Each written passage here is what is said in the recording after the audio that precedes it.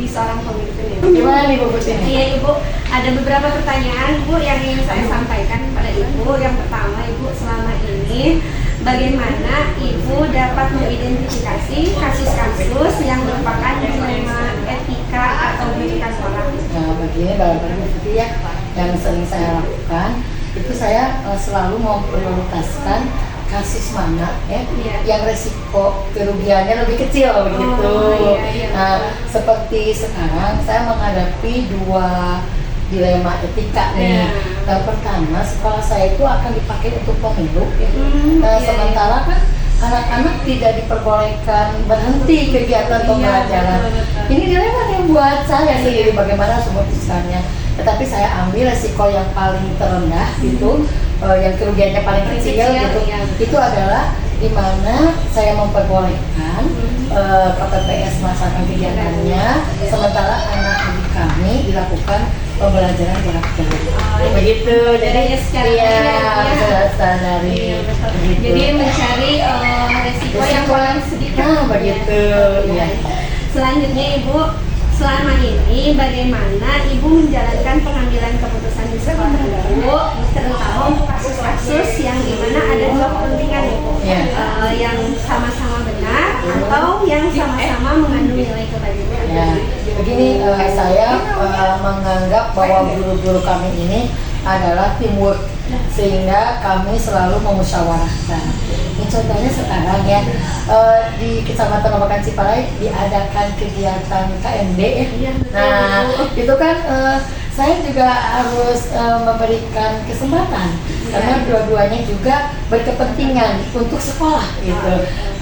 Maksudnya begini, kepentingan satu KMD, tetapi kan guru tersebut juga harus memberikan layanan kepada anak-anak. Nah, sehingga kami memusyawarahkan dengan timur kami bahwa yang menjadi peserta, bahkan ada yang menjadi panitia nih di sekolah saya itu diperbolehkan untuk mengikuti kegiatan KMD, dan di sini dilayani oleh guru yang kebetulan tidak mengikuti kegiatan KMD, saling melengkapi saja begitu. Itu yang saya lakukan. Jadi harus bermusyawarah dulu ya. Bermusyawarah dengan timur. Iya. Selanjutnya Ibu, langkah-langkah atau prosedur seperti apa yang biasa Ibu lakukan selama ini? Setiap kali saya menemui kasus yang memang dua-duanya juga bagus, dua-duanya benar gitu. Tadi saya selalu melakukan suatu musyawarah ya, di mana di dalam musyawarah itu saya mengambil beberapa hal. Yang pertama, bagaimana saya menyampaikan kepada timur kami kasus tersebut gitu ya. Kemudian kita bersama-sama memberikan suatu kepada tanggung jawab gitu kepada guru itu untuk mencari solusinya. Jadi setelah kami tahu bahwa ini masalahnya, kemudian diberi tanggung jawab masing-masing, sehingga solusi terbaik itu diputuskan secara bersama-sama.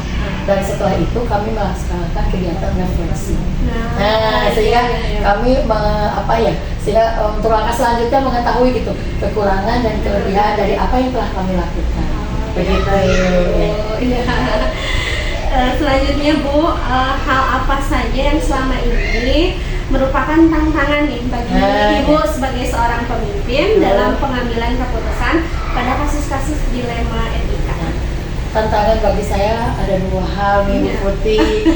Yang pertama, bagaimana yang harus cepat tanggap dalam memberikan suatu keputusan. Jadi waktu yang menjadi tantangan buat saya. Kemudian yang keduanya itu bagaimana saya memberikan suatu keputusan itu tidak merugikan semua pihak. Itu harus berkeadilan begitu.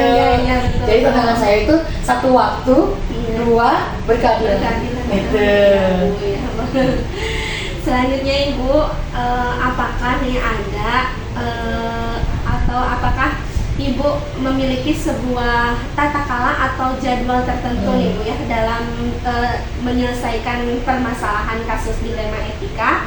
Apakah langsung menyelesaikannya di tempat atau misalnya memiliki sebuah jadwal untuk menyelesaikannya, bentuknya, prosedurnya seperti apa yang biasa Ibu lakukan? Barangkali kalau itu ya saya bagaimana situasional saja. Kalau memang harus selesaikan pada jam ini pada saat itu ya saya lakukan eksekusi segera gitu ya, cepat menemukan solusi. Tapi apabila memang masih bisa ditunda barangkali ya besok atau lusa gitu ya, nah saya lakukan penjadwalan gitu. Jadi situasional saja Bu Putih ya. Ya, kemudian Ibu, apakah adakah nih ya seseorang atau faktor-faktor yang selama ini mempermudah atau membantu Ibu dalam pengambilan keputusan dalam kasus-kasus dilema etika? Barangkali ada dua faktor gitu ya. Yang pertama dari dalam diri saya sendiri, yaitu berdasarkan pengalaman-pengalaman selama jadi guru ya, dan juga setelah menjadi kepala sekolah ya, bagaimana saya menghadapi dilema-dilema seperti itu. Nah, yang kedua tentu saja pasangan hidup saya. Suami saya begitu memberikan support yang begitu baik. Tatkala saya ada ya sulit gitu ya, sulit memutuskan hal-hal yang dua-duanya harus diangkat gitu ya, karena dua-duanya juga memiliki kepentingan yang bagus. Suami saya tampil untuk memberikan ya support kepada saya, sehingga sekalipun beliau tidak memberikan eksekusinya, tetapi beliau memberikan motivasi dan semangat buat saya. Gitu ya. Ibu. Terakhir nih Bu ya, dari semua hal yang sudah kita bicarakan ya Ibu, pembelajaran apa yang dapat Ibu petik dari pengalaman Ibu mengambil keputusan tentang dilema etika ini? Tentu saja ya, setiap mengambil keputusan ada pembelajaran yang bisa diambil oleh kita ya. Nah, diantaranya pertama ketenangan barangkali, karena melakukan satu keputusan harus tenang. Iya, jadi tidak terburu-buru mengambil satu solusi barangkali. Yang kedua cepat tanggap ya, gitu ya, karena kalau kita tidak cepat ya kita kan terburu-buru dengan suatu keputusan itu, tunggu gitu ya. Ya. Kemudian yang ketiganya tentu saja sabar. Iya, kesabaran Bu, karena permasalahan datang bertubi-tubi, sementara semua masalah itu harus terselesaikan dan memang baik semua masalah itu. Yang terakhir barangkali bagaimana kita harus berkeadilan agar tidak tidak timpang ya, semua pihak terlayani dengan baik gitu, tidak ada yang dirugikan. Itu barangkali Bu Putih. Ibu, terima kasih sekali Sama-sama atas ilmunya, atas waktunya Ibu. Itu saja Ibu dari saya. Terima kasih. Assalamualaikum warahmatullahi wabarakatuh. Waalaikumsalam warahmatullahi wabarakatuh. Sama-sama warahmatullahi wabarakatuh. Waalaikumsalam warahmatullahi wabarakatuh. Ya. Bapak, saya minta waktunya sebentar untuk wawancara terkait tentang pengambilan keputusan bagi seorang pemimpin. Ada waktunya Pak? Insya Allah ada. Terima kasih ya Pak. Ya. Sebelumnya perkenalkan diri dulu Bapak. Saya Ibu Putriani. Kebetulan saya sedang menjalankan tugas guru penggerak angkatan 9 dari Kota Bandung. Baik Bapak, untuk itu saya akan mulai dengan beberapa pertanyaan. Ya. Yang pertama Pak, selama ini bagaimana Bapak dapat mengidentifikasi kasus-kasus yang merupakan dilema etika atau dudukan moral? Bagi saya awalnya akan mengamati dulu suatu permasalahan yang terjadi, kemudian mengumpulkan informasi yang faktual dan menentukan suatu keputusan mengacu berdasarkan peraturan. Baik Bapak, kemudian selama ini Pak, kira-kira bagaimana Bapak menjalankan pengambilan keputusan di sekolah Bapak, terutama untuk kasus-kasus di mana ada dua kepentingan yang sama-sama benar atau sama-sama mengandung nilai kebajikan? Kalau itu pengambilan keputusan terkait dengan hal tersebut saya lakukan dengan pendekatan komunikasi.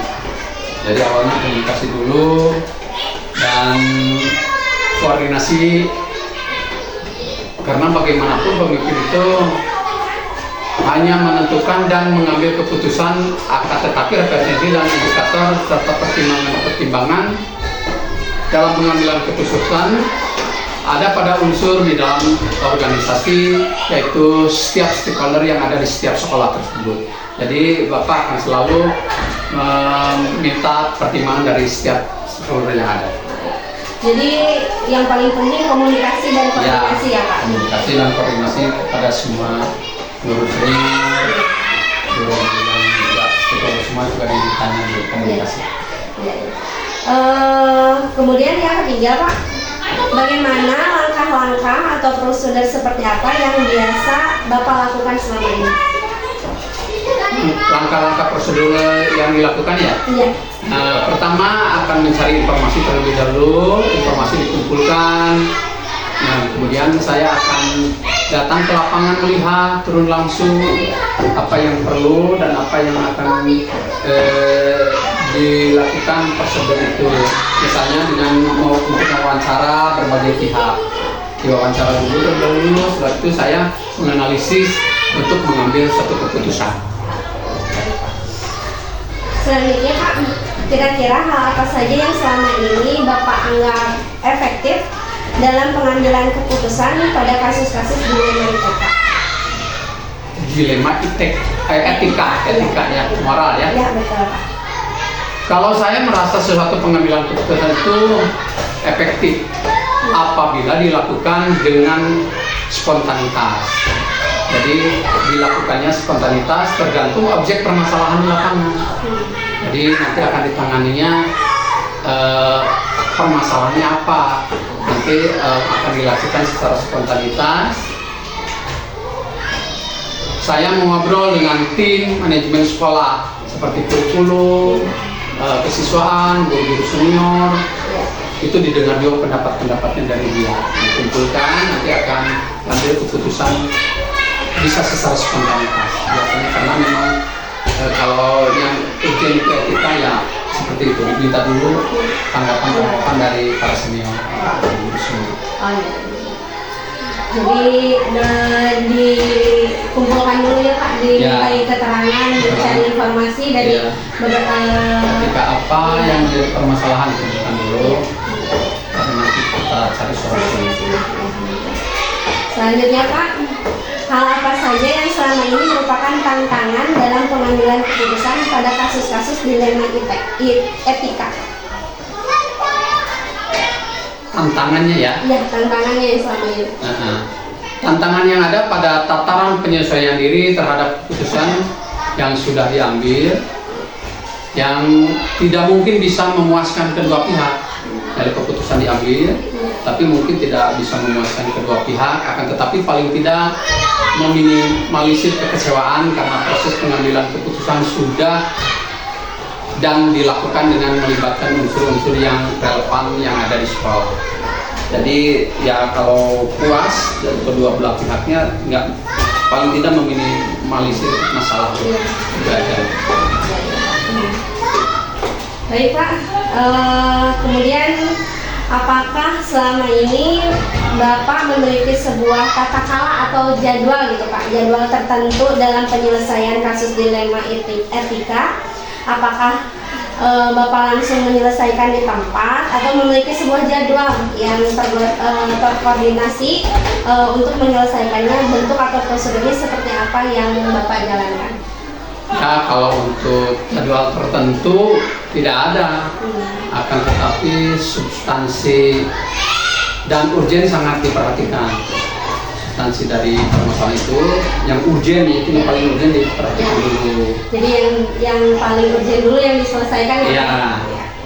Di dalam penyelesaian permasalahan, karena penyelesaian permasalahan semakin cepat maka akan semakin bagus. Kalau permasalahannya diabaikan, apalagi itu sangat urgen tentang tantangan etika, ya harus selesai. Jadi yang urgen dulu ya Pak. Ya. Baik Pak. Kemudian Pak, adakah seseorang atau faktor-faktor nih Pak yang selama ini mempermudah atau membantu Bapak dalam pengambilan keputusan dalam kasus-kasus dilema etika? Ya, seseorang atau faktor-faktor yang mempermudah dalam pengambilan keputusan sesungguhnya tidak ada yang khusus. Ya. Jadi tetap pengambilan keputusan ya dari pimpinan. Akan tetapi perlibatan unsur-unsur internal sekolah sering dilakukan untuk memperkaya referensi dan informasi. Jadi tetap melibatkan pihak internal sekolah ya Pak ya? Ya, untuk bisa mencari informasi Iya betul. dan referensi acuan-acuan. Iya. Satu lagi nih Pak, dari semua hal nih yang sudah kita bicarakan ya Bapak ya, Ya. pembelajaran apa yang dapat Bapak petik dari pengalaman Bapak mengambil keputusan tentang dilema etika ini Pak? Ya, ya pembelajaran yang didapat Iya. nah, itu dari tentang dilema etika ya, memahami konteks permasalahan, pahami dulu konteks permasalahannya. Terus yang kedua, koordinasi dan komunikasi sangat penting adanya, karena selain untuk menjaga harmonisasi lingkungan di sekolah kita supaya terjadi keharmonisan dari guru-guru, juga kepala sekolah, semua stakeholder yang ada di sekolah, itu juga harus diperbanyak referensinya. Ya. Ya. Itu saja Bapak. Terima kasih atas waktunya Pak. Ya, sama-sama. Iya. Semoga lancar. Iya, amin Bapak. Terima kasih.